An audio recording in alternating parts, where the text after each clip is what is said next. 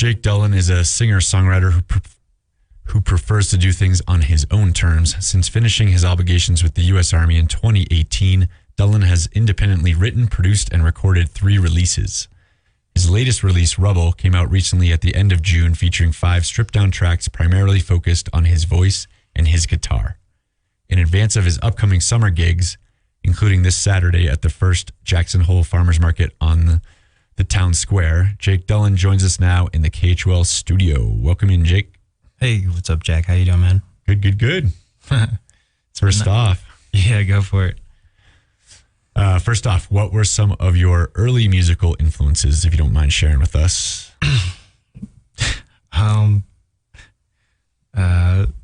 Just Bob Dylan, maybe, I think. No. I listen, a bunch of stuff. Early, like Cake comes to mind randomly. I love Cake. Mm-hmm. I used to listen to Christian rock, to be honest, way back when I was a kid. So, Switchfooted, Newsboys, I don't know. DC Talk. you said early, so I don't know how early you're talking, but as early as possible. Early as possible. I don't remember. I'm trying to think of like the first band I ever listened to. Mm-hmm. It's not coming to me right now. But so. Bob Dylan was obviously the singer-songwriter main focus once you got into it. Yeah, I would have to say. So you served time in the U.S. Army before launching your music career. Were you able to stay creative while serving in the armed forces, or did your inspiration come later once your time was completed? Good question. I tried to stay creative. I was a film major, so I was able to stay creative in school doing cinematography and directing and stuff. As far as the actual time in the Army, I was writing some, but the Army is it's hard to. It's just one of those things where it's not very conducive to being creative and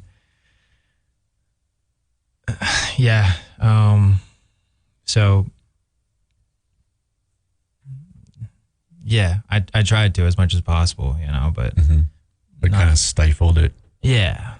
Did you have momentum going into joining the Army, or was it kind of like, and then it was like you lost the momentum and then you had to regain it? No, so I've been playing since I was 12, but I signed the contract when I was 18. It was kind of like a family trade type situation. So my older brother was in, my dad was in, my grandpa was in. So it's kind of like, you don't know crap when you're 18. So I was like, it was kind of like no one like forced me to do it, but it was kind of like it was kind of just the way things went, and at least in my family. So, and I didn't know what I was going to do, so I do that. And then I had this scholarship, and then I have, the commitment afterwards. So, and you can't really get out of school once I think I attempted to like, see if I could be like, hey, can we do like an audible here? But they were like, yeah, just you owe us $60,000. That's fine. You just owe us. So, I had to see that through. So how did that experience affect or shape your writing? I would say mostly. So we kind of prepped some of these questions before we started on air, and I've been thinking like the main way I think is like when you're in the military, you're kind of like locked in, and it's like discipline, and it's kind of like your whole career and your whole life. So I think when I got out, thankfully, I was kind of just like transferred that like right to music basically. So I was just like, all right, this is what I do now. So that's why I've been kind of like just doing it like pretty much nonstop for the last couple of years, and like treating it, more like a commitment, because like it, because it is. Except that now I want to do this. I want to do this. I want to sign. Like, if I didn't have to sign a contract for music, but I would if I. You know what I mean? Yeah, like you carried over that strict discipline. Yeah. To making music. Yeah, or like maybe not, strict, but yeah. Yes. So you split your time between a few different places like California, Colorado, and Oregon, but most notably your hometown in Maryland and here in Jackson Hole. What is it about these different places you pass through that inspire your music?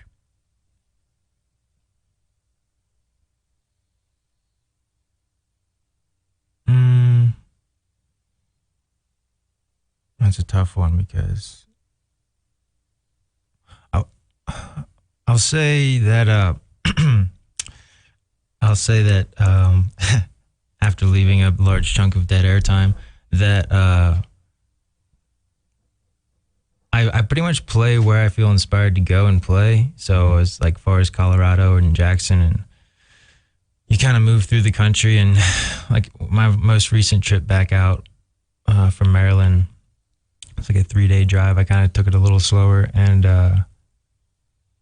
all the different people you meet in the different states and the different where you are like psychologically when you're in that zone. And then I'm like driving through these places and I'm remembering all these like phases. And so now it's like, now I'm just kind of like, I'm just enjoying that all, and I'm not getting caught up in it like I may have a year or two ago. Now I'm just like, I'm thankful for, you know, all the different places. And, you know, was there a place in particular? Well, you mentioned before we got on air that you have a great home base in Maryland, so you're probably inspired by the good friends that you have there in the community. Yeah, I mean, I'd say Jackson's my home base, but like, yeah, like I grew up in Maryland, so like when I needed to take a break, I was like, I didn't barely even decide it. I was like one night I was like, yeah, I got to go back to Maryland. And then the next morning I was like already in like Iowa. I'm like, is this a good idea? Like, I didn't really think this through, but I got to go back because I'm like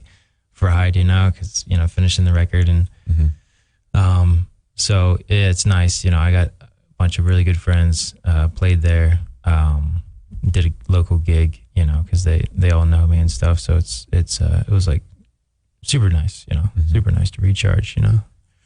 So you kind of already answered this, but how does the lack of a permanent home base make its way into your music? You mentioned like meeting people on the road and, you know, different experiences. You mentioned before we got on air about Hayes, current roommate, so to speak. And yeah, man, I want to talk about Hayes real quick because he's a cool guy. I just met this guy Hayes, you know, 3 days ago, and we're camping buddies right now. He's got a dog named Atlas, a black lab, and we're down at Indian Creek. I don't know. I just met him at a freaking gas station. We started talking, and he was like filling up his water in like the soda dispensary. And he said something like, "Man, I'm stupid. I can't figure out where to fill my water. I got to do it here or something." So we kind of joking and chatting about that. And so yeah, he's cool. He's back at camp right now. It's been our 3rd day. We're just kind of chilling, and he's like, he's one of them, a self-proclaimed dirty kid. And, you know, he's been on a bunch of trains. And so we were talking about that. And he's from Chicago. He's been a bunch of places, but he just got his license, and he's got a van now. So we've been chilling down at Indian Creek between Alpine and Swan Valley. So if anyone wants to stop by who's listening, bring beer or water or food. Any or all of those. Yeah. So do experiences like that make it in your music? I'm sure. Sure, yeah, man. It's been a few of your songs that I've listened to definitely seem like they do. Yeah, I don't know. I mean, it's kind of like a lifestyle thing, and just things like this happen, you know. And you kind of, some people have been asking me like, how do you write? And you just kind of like, you just put everything, you just kind of get everything pointed in the right direction. That's all you can really do. And then hopefully some type of inspiration or some type of song or lick or lyric or something comes, and then it kind of takes itself, you know. So it's all just, you know, it's all good. Yeah, so that was basically my next question. A lot of the local musicians I've interviewed have mentioned that inspiration for song can come at any time, anywhere. Do you have a certain songwriting process, or is it just kind of random as far as the song and what that context is? It depends. For each project is a bit different. I don't know, I'm in different zone now. Like, I don't know how the hell I'm gonna, or I don't know if you can cuss on here, but I don't know how I'm gonna write the next one, but it's kind of exciting.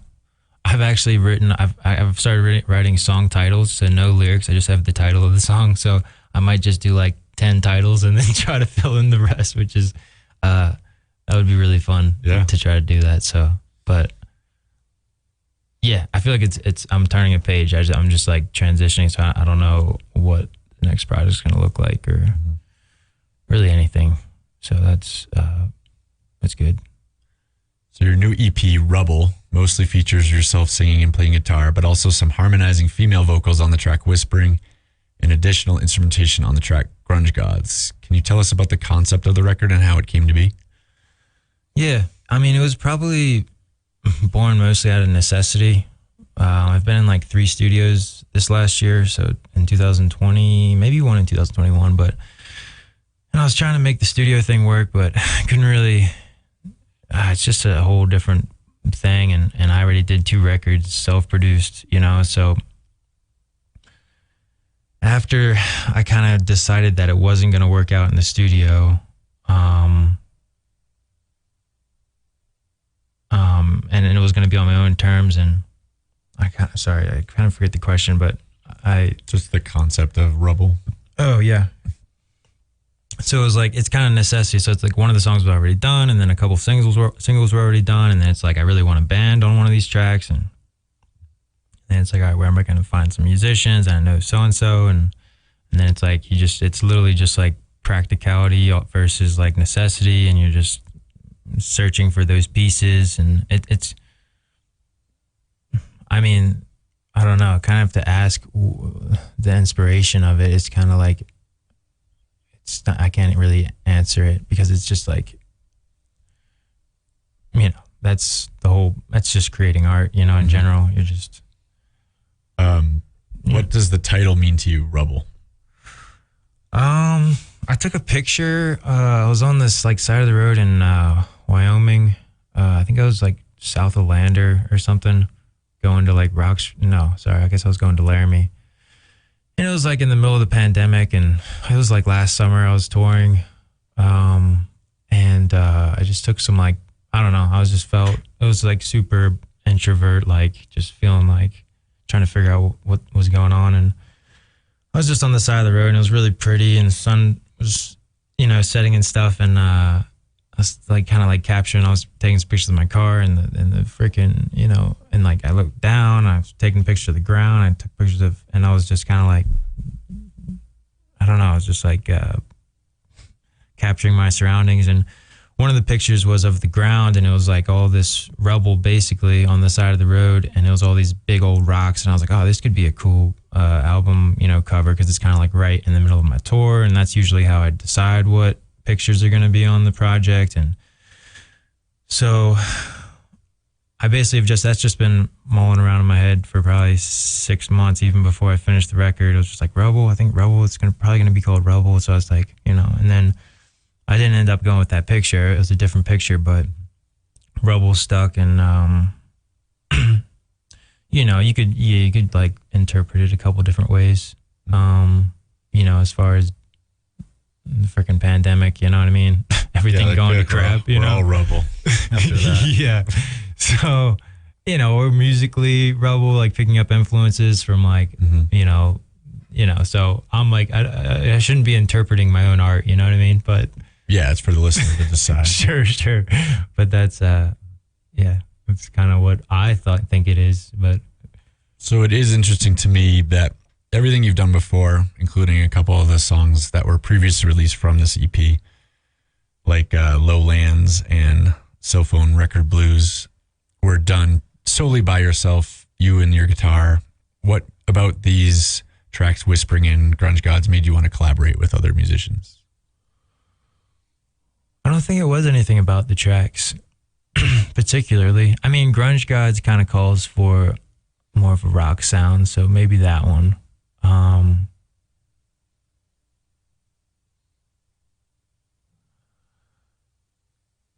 Whispering calls for harmony.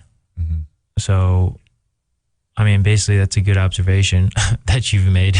Basically, they do call for. And then I wanted to overdub Dolores Reservoir with, it was originally slide guitar, but it ended up being kind of like some plucking acoustic stuff. So it just, I don't know, it goes back to, I don't know, it's just how it's manifested, really. So you touched on it a little bit earlier, but you seem to have a love-hate relationship with recording at professional studios. Can you explain why you prefer to do everything on your own? For sure. I think I've started to crack the code, but as far as answering your question, like,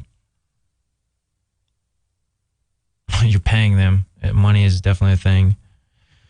So, and then you know, I need to go into the studio earlier, I think, or something. I don't even know. I don't even know how I'm going to do the next project. I'm kind of tired of,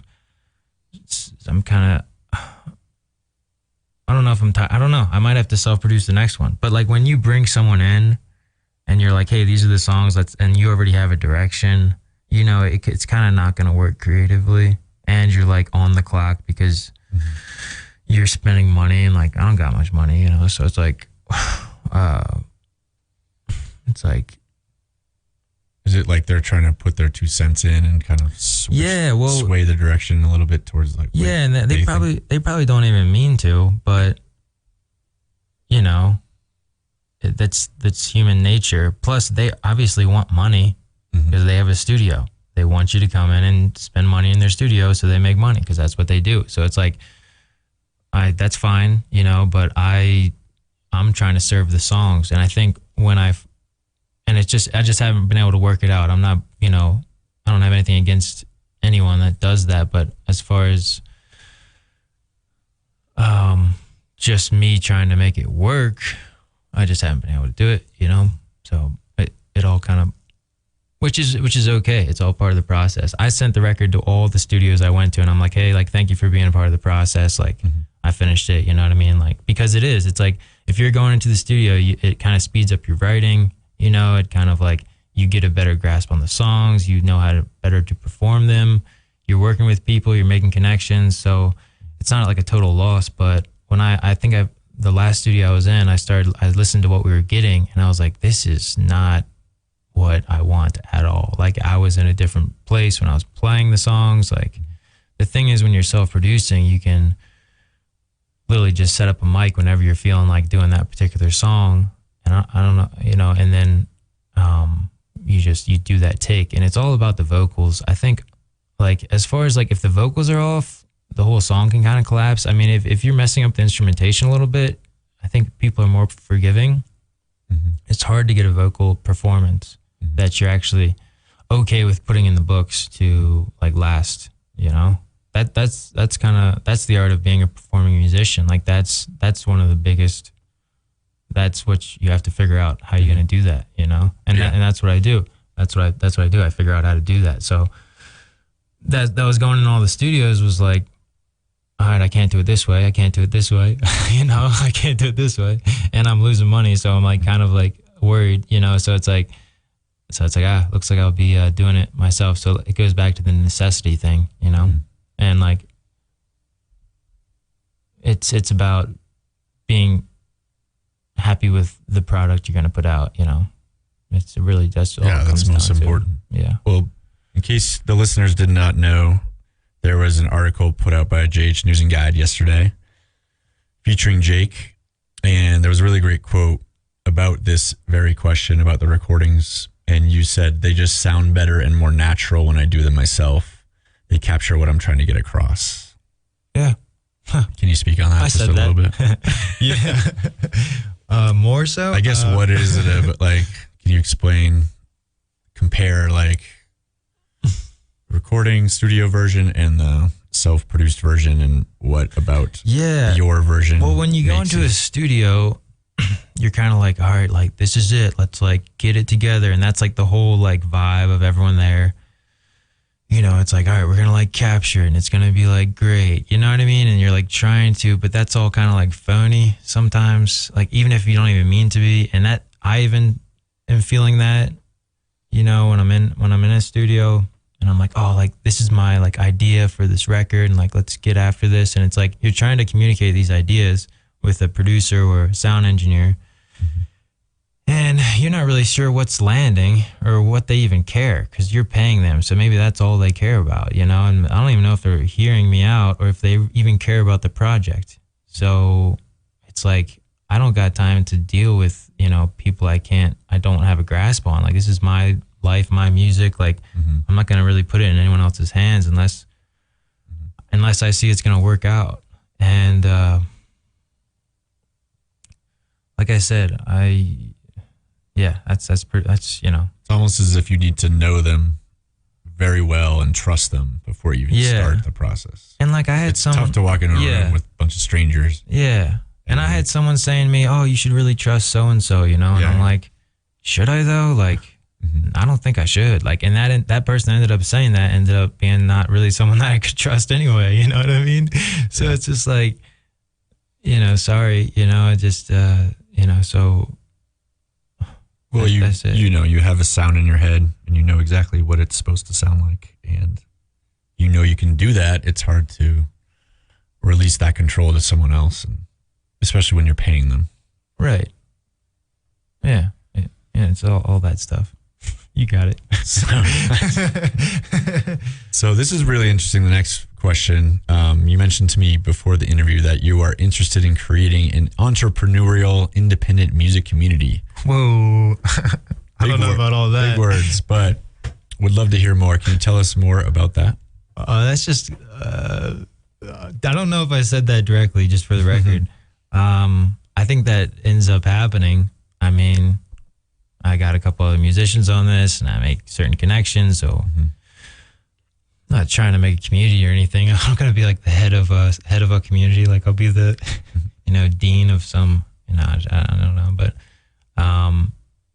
doing music independently, how I'm doing it, is entrepreneurial by nature. It just is what it is. I've actually recently heard that entrepreneurial thinking is like the same as creative thinking. Is the same of like as like being open or being artistic. They're kind of the same vibe, or you know, jive, or whatever word I'm looking for. Yeah, it's very big picture. Yeah, Bird's eye view. Yeah. So it's just happening. It's not like I'm really setting out to do it. An idea to bring together independent musicians in Jackson or other areas, or kind of. I mean, that would be good. I'm not like trying. I don't know. I'm in a good spot, really. Weird isn't the right word, but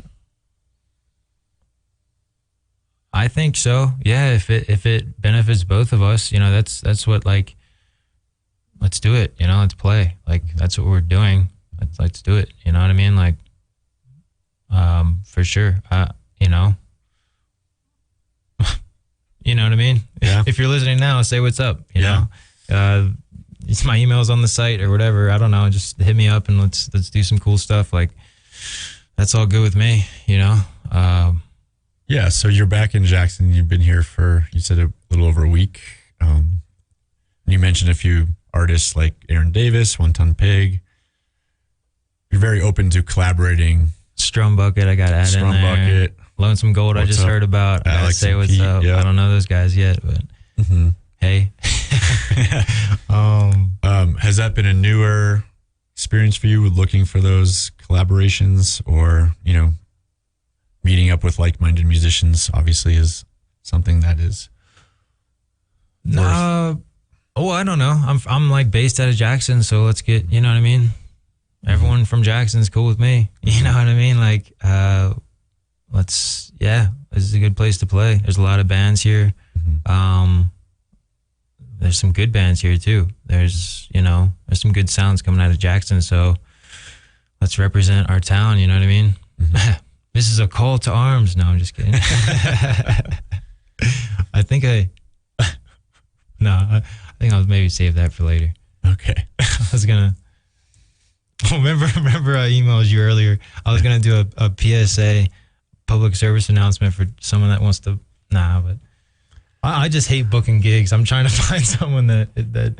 So we're all. I don't know. I bet all these other bands are dealing with the same stuff, you know. But it's just like, it's I just want to. to play. So I'm trying to just, see. I don't know, man. I don't know what the heck's going to happen. Like, I'm just freaking playing music and, I'm kind of like going back to the military thing. I did that contract with the military and I was like 7 years or 6 years or something like that. And I've done music for about 3 now. And I feel like I'm like, that's like a good chunk. I feel like I can I've pretty much shed the whole military thing. And now I'm like into, you know what I mean? Just from a personal perspective. And like, now I'm like, I don't know. Let's do something, Yeah. And the pandemic's not over, but we're pretty much in the clear, knock on wood. And the summer has been great so far.